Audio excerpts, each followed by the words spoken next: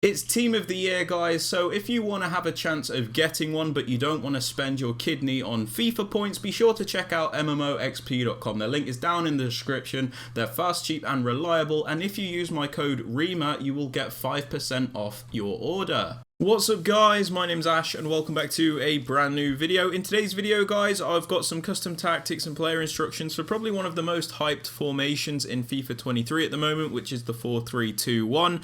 Yeah, I hope you guys are going to like this one. But just before we get into today's video, I'd very much appreciate it if you could drop this video a thumbs up, as that does really help with the YouTube search algorithm. Also subscribe to the channel if you are new so you never miss out on any videos like this one. And don't forget to turn on those notifications so you are notified when a video is posted. And don't forget, if you do need those cheap FIFA coins for Team of the Year, make sure you check out MMOXP. The link is down in the description. And if you use my code REMA, you will get a 5% discount on your coins. And yeah, with all that aside guys, let's get right into today's video. Okay guys, for custom tactics, starting off with the defensive style, I like to use balance. This is because I like to have the most control when I am defending. So by having this on balanced, I'm able to press when I want to press and then drop off and be a bit more conservative when I need to be. So it does give me great control in my defense, which I think is super important. That being said, if you do prefer using something like press after possession loss, press on heavy touch, go right ahead. But I do suggest getting used to balanced if you can.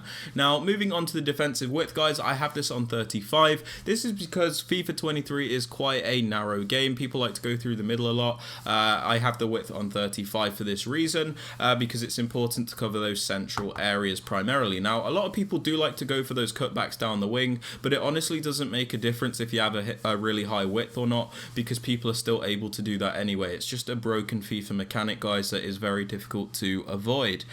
Moving on to depth guys, I have this on 72 because I enjoy pressing higher up the pitch manually.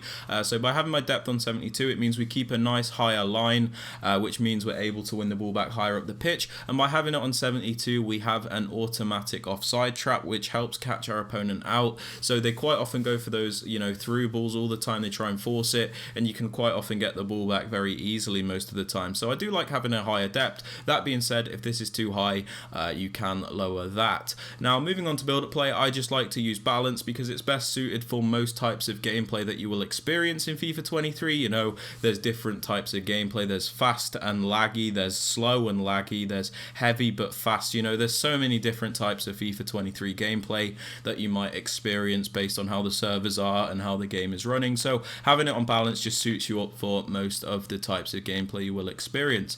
Now moving on to chance creation guys, as always I suggest using direct passing. The reason for this is if you look at the diagram in the bottom right hand corner of the screen, you can see direct passing is the only setting which will make your attackers move in the correct way to create those chances. You can see the white dots, which are your attackers. They're constantly moving around to break through that defensive line, whereas if we look at something like balance, that doesn't really happen. They're very static and they don't bother the defense that much. So direct passing, super important if you want to create those chances. Now moving on to the attacking width guys, I like to have this on 42. This is a nice narrow width to attack because the 4-3-2-1 is obviously a narrow formation, but at the same time we do have that bit of natural width for the three forwards, but we don't want to up this width too much, otherwise it becomes more like a 4-3-3 and we don't really want that. So by having the width on like 42, it keeps a nice narrow shape with a bit of natural width, so it does work very nicely guys. Now for players in box, I like to have this on 5. This is because it's bang in the middle, so we can get some players into the box to create chances, but at the same time we don't overcommit our entire team, so we don't get counter attack. So I like having this bang in the middle, but it is down to preference. If you want to up it or lower it, that is completely up to you. And for corners and free kicks, I just have these both on 1 because I don't really cross the ball from set pieces anymore. I just mainly take them short. If you guys want my corner tactic that I use, I will post that, but only if people actually want to see that. Now for the players you want to use guys, because this is a one striker formation, in the striker position you do need a nice well-rounded striker, somebody that can shoot on either foot, somebody that's able to hold the ball up, dribble, shoot, pass, do a bit of everything, because you have to compensate for the fact that there is only one striker instead of 2 in this formation. But that being said, if you can basically just use whichever striker you're comfortable with, but I do suggest a more well-rounded one if you can achieve that. Now in the 2 centre forward, right forward, left forward positions, I suggest using like winger style players, players with pace, players that can skill, players that are technical and agile, because they're your main creators in this formation. It's important that you have players that are actually able to create those chances, and because they're in those centre forward positions, they also need to be able to finish chances, because a lot of the time they will be in the areas where they're meant to shoot. So it is important that you go for nice attacking players in the two centre forward positions. Now moving on to the right centre mid, we're actually going to use an attacking player here. So you could use somebody like Messi, Neymar, Mbappe, anyone like that. I'm just using Chiesa because these are going to act as another attacker. This formation is going to defend in a 4-4-2, and it will all make sense with the player instructions, but just go for a nice attacking player in this right centre mid spot because it will help, you know, your attack in this formation. Now in the middle centre mid spot, you're going to want a player which you're going to use defensively, so somebody that's going to stay back. The ideal work rate for this player is a medium high work rate, as it gives them the maximum contribution for defending, and they still sit in decent areas when you do have the ball. At the moment I'm using an inefficient centre mid for this, and I'm using Park Ji-sung. He's more of like a box to box player, so to have him just staying back doesn't really suit him all that well, but I will replace him when I'm done with the Team of the Year promo. Now moving on to the left centre mid spot, you're going to want an attacking box to box style player, so I'm using the flashback Paul Pogba. This is somebody that's going to get up and down the pitch, they're going to attack and defend, and the ideal work rate for this player is a high work rate, and somebody with very balanced stats. This version of Pogba has a high medium, but because we're in a 3 centre mid setup, it doesn't matter too much. But yeah, try and get a high if you can in this spot. Moving on to the two fullbacks, I like to go for a bit of a balance between them. So I have Roberto Carlos, who is a more attacking fullback, somebody that's going to help me in the attack, and then I have Cafu, who is a more defensive fullback. This is somebody that's going to stay back, so we always have a back three. So I like to go for a balance between the two fullbacks, but if you want to go for like 2 defensive fullbacks or 2 attacking fullbacks, that is completely up to you. As for the centre backs and goalkeeper, I suggest a right-footed one on the right and a left-footed one on the left. That just makes the most sense, and they just need to be as good as possible basically. And in goal, yeah, the same really, but I'm just using Chesney for chemistry at this moment. Now for player instructions, guys, on the striker I suggest stay central and get in behind. The reason we have stay central is because we don't want this player drifting off to the wings. We always need him to be in those areas to finish off those chances, and if he's drifting off into the wide areas, he's not going to be able to do that. So it's important we have him on stay central, and we have get in behind, so he's always making those runs to get into the best positions, and we also have those 2 creators which will be able to play him in, so it does work very nicely with this formation. So stay central, get in behind on the striker. Now on the right forward, the right centre forward, I suggest the same, stay central and get in behind. The reason we have stay central, even though he's like one of the wider players, if you can call it that, is because we don't want him drifting off too far onto the wings, because it will make this formation act too much like a 4-3-3, which is not what we want. We don't want to make this formation something it isn't in the attack. So we just have him on stay central, and we have him on getting behind, so he's constantly making those runs too. Some people prefer to have this like type of player on mixed attack, but I'm just currently using getting behind on the right forward.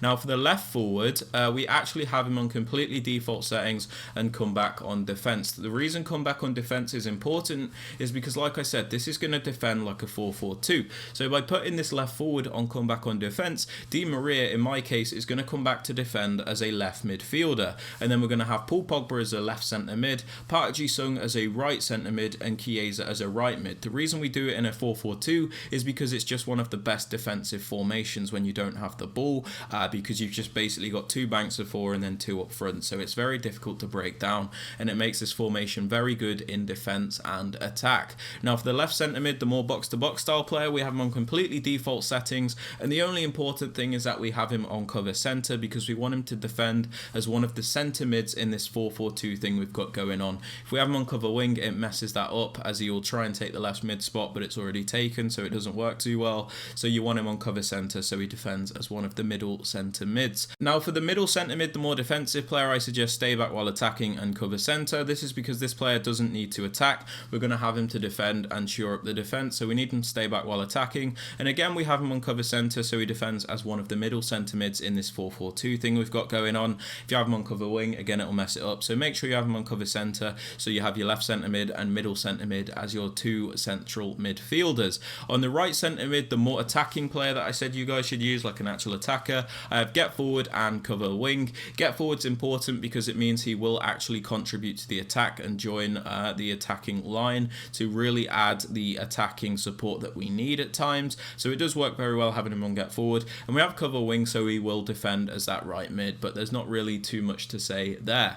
Now on my left back, my more attacking fullback, I have balanced attack and overlap. The reason we have him on balanced attack is because, again, he's one of our more offensive fullbacks, so we do actually want him to contribute as he's actually very good at attacking, and he will add extra support for us. We have him on overlap because this is a more narrow formation, so when he does go forward, we want him to add extra width and extra support. So it just means he's always going to stay wide and give us an extra option if we're playing a bit too narrow. So it does work very nicely, guys.